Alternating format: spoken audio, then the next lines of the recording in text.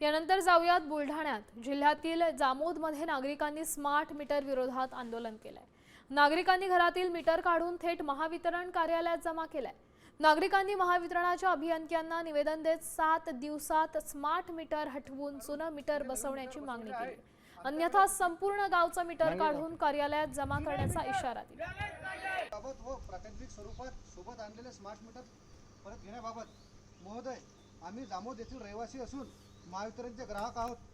आम्ही मागील अनेक वर्षात येता काही अज्ञात लोकांनी आमचे जुने मीटर काढून तिथे नवीन मीटर बसवले आहे। आमच्याकडे कुठली मागे जाऊ जुने मीटर करणार आहे की आम्ही काढू? तुम्ही म्हणसाल तसं आम्ही करतो।